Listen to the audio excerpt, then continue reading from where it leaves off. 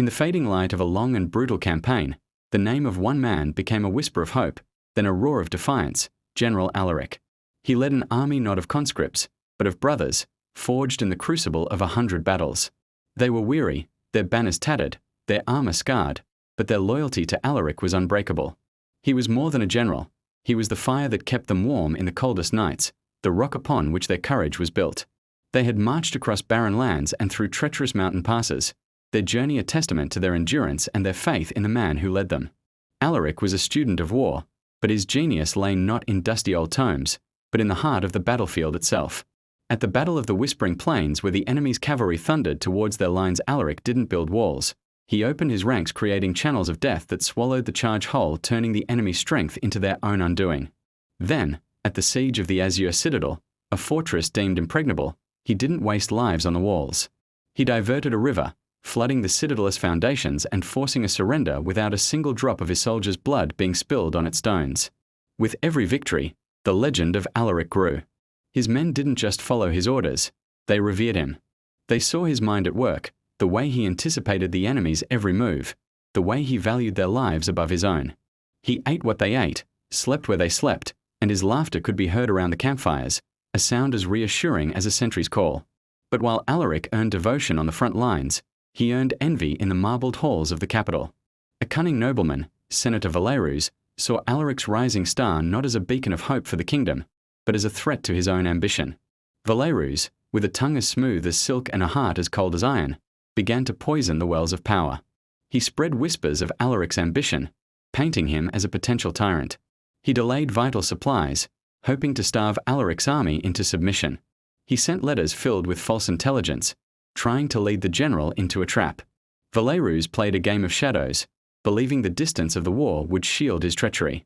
He underestimated the loyalty Alaric commanded, a bond stronger than any political maneuvering. The day of the final battle dawned, grey and ominous. Alaric's forces stood on the fields of Oakhaven, a sea of tired but resolute warriors, facing an enemy that outnumbered them 3-1. The air was thick with the promise of death. Valerius's final act of betrayal had come to pass, a secret pact with the enemy, promising them a weakness in Alaric's flank in exchange for power. This was to be Alaric's end, a glorious but fatal last stand orchestrated from afar.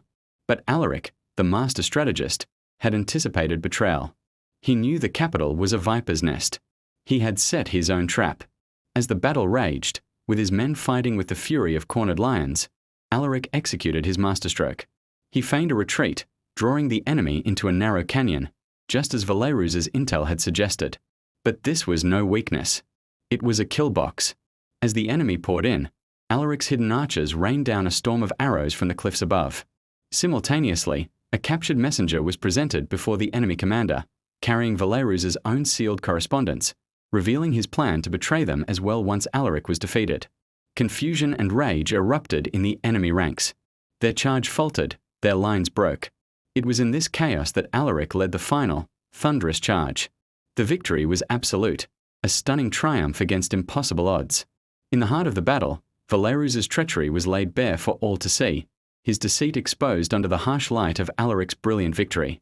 The enemy was shattered, the war was over. As the dust settled on the field of Oakhaven, a profound silence fell over the victorious army. They looked at the carnage, at the victory they had snatched from the jaws of defeat, and then they looked at Alaric. He stood not as a triumphant conqueror, but as a tired soldier, his face smudged with dirt and grief for the fallen. In that moment, something shifted. It wasn't an order or a command. It was a spontaneous, overwhelming wave of pure adoration. One soldier, then another, knelt. Soon, the entire army was on its knees. A grizzled blacksmith, his hands still shaking from the fight, began to work. He took the shattered swords of the defeated enemy commanders, and with the heat of a burning wagon and the strength of his will, he forged a crown. It was a brutal, jagged thing, a crown of captured steel. With solemn reverence, they placed it upon Alaric's head. On the field of their greatest victory, they did not just hail him as a general, they crowned him their king. The news travelled like wildfire. The story of the impossible victory at Oakhaven, the exposure of Senator Valerius's treason, and the battlefield coronation of King Alaric sent shockwaves through the capital.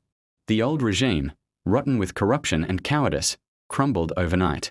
The people, tired of the schemes of nobles like Valerius, celebrated the rise of a leader who had proven his worth not with words, but with deeds and sacrifice. Alaric, the reluctant king, journeyed to the capital, his army of brothers at his back. He stood on the balcony of the royal palace, the crown of swords heavy on his brow, and looked out over his new kingdom. The war was over, but a new, more difficult battle lay ahead. The battle for peace, for justice, for rebuilding a nation. He had never sought this power, but he accepted the burden, for the sake of the men who had crowned him and the people who now looked to him for hope. The age of generals had ended. The age of the Sword King had begun. Thanks for watching, and if you enjoyed this story, be sure to like and subscribe for more.